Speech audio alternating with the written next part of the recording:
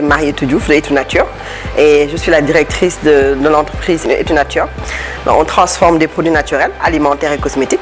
On existe depuis 2012. J'ai eu mon baccalauréat S2 au Sénégal et par la suite je suis allée en France pour faire des études.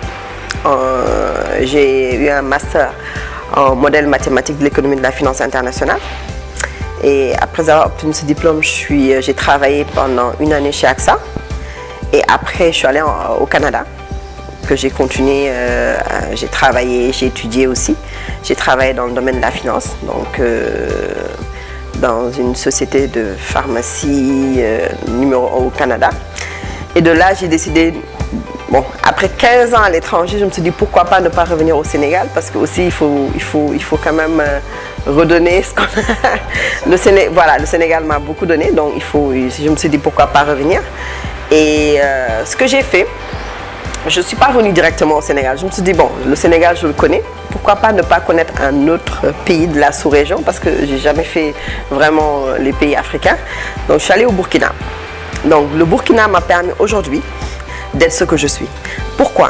Pas parce qu'ils m'ont apporté, c'est parce qu'en fait j'ai rencontré pas mal de femmes là-bas, de braves femmes, avec peu de moyens, qui arrivaient à créer de ces produits. Je me suis dit pourquoi pas moi, pourquoi pas nous.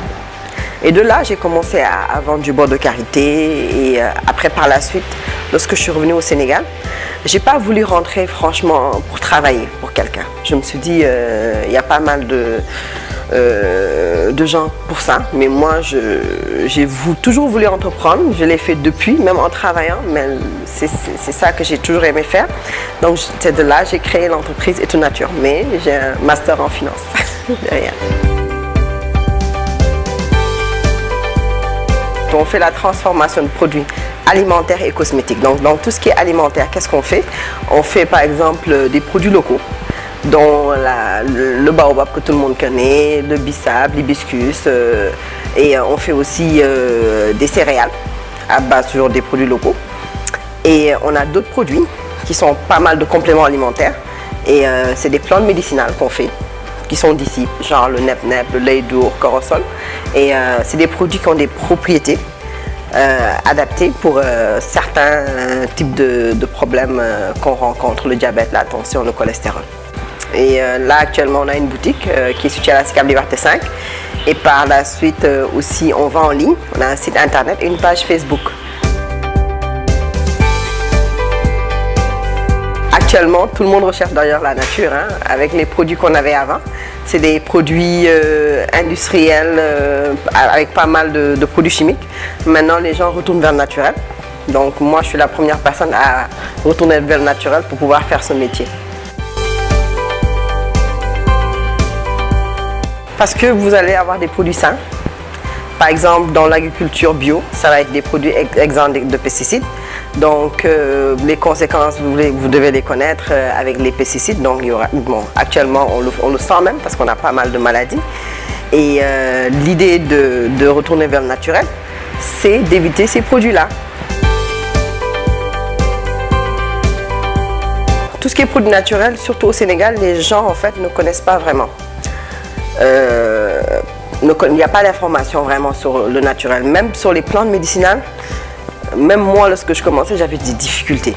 Donc forcément, c'est les difficultés que j'ai rencontrées d'implantation, de faire comprendre aux gens que ce n'est pas des produits qu'on va chercher ailleurs, c'est des produits qui existent au Sénégal, mais dont on ne connaît pas les propriétés. Et maintenant, c'est à nous de les valoriser, c'est ça que je suis en train de faire. Ok, c'est sûr qu'au début, ça a été difficile, déjà de me faire connaître. Donc, côté difficulté, je vais dire, c'est ça, de faire connaître les produits et d'expliquer aux gens, c'est pas juste prendre des produits comme on prend au marché.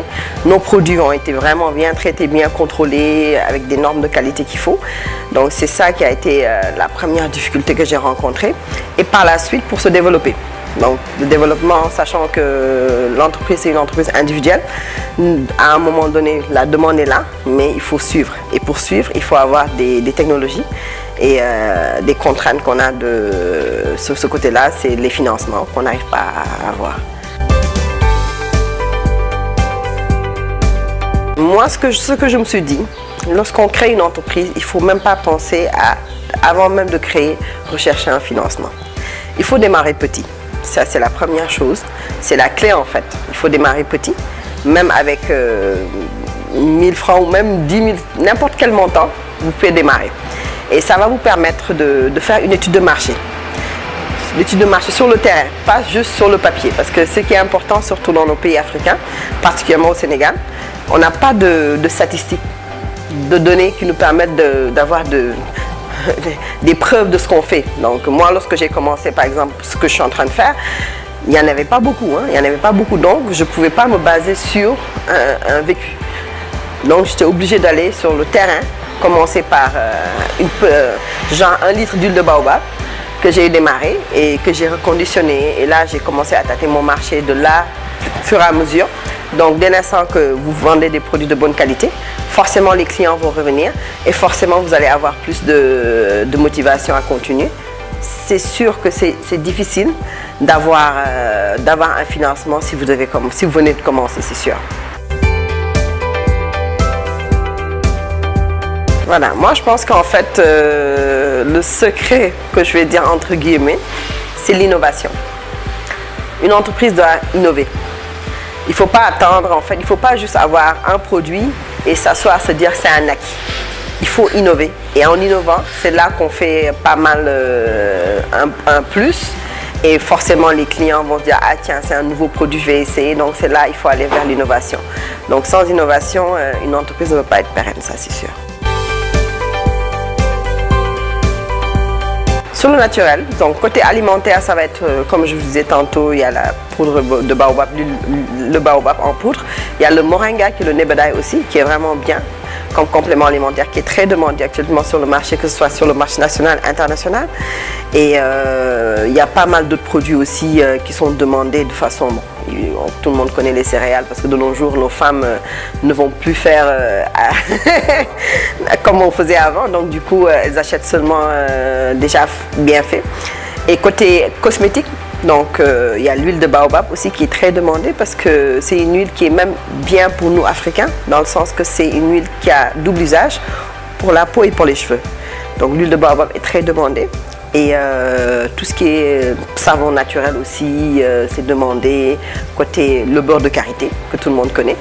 Donc les gens demandent ça, mais juste ils veulent avoir une confiance sur nos produits parce qu'ils veulent bien acheter nos produits, mais il faut la confiance, il faut l'emballage, il faut le conseil derrière que moi je prône. Parce qu'on ne donne pas seulement un produit, derrière il faut donner un conseil, que la personne puisse savoir comment utiliser le produit. C'est ça qui est important. Actuellement, j'exporte parce que bon, ce que j'ai fait, d'abord dans un premier temps, je suis allée à des salons, à des foires, pour me permettre de me faire connaître. Et aussi de tâter le marché sur le plan international, sachant que le national c'est un marché, mais l'international c'est autre chose parce qu'il y a d'autres normes. Par exemple, en Europe, il y a des normes européennes, aux États-Unis, au Canada aussi. Donc actuellement, j'exporte, c'est sûr, parce que je me suis fait connaître sur le plan international à travers les salons de l'agriculture. Je suis allée à Milan aussi, en Italie. Et aussi, je commence à me faire connaître la sous-région. Mais avec mes produits, donc j'essaie de faire la promotion de nos produits locaux à travers ces salons. La première chose que j'ai fait lorsque j'ai créé l'entreprise, j'ai eu à demander qu'on me crée un site internet. Le pourquoi? Parce que actuellement, de nos jours, pour vendre, moi j'estime qu'on n'a pas besoin d'avoir X boutiques. Déjà d'avoir la visibilité sur l'internet, c'est une chose.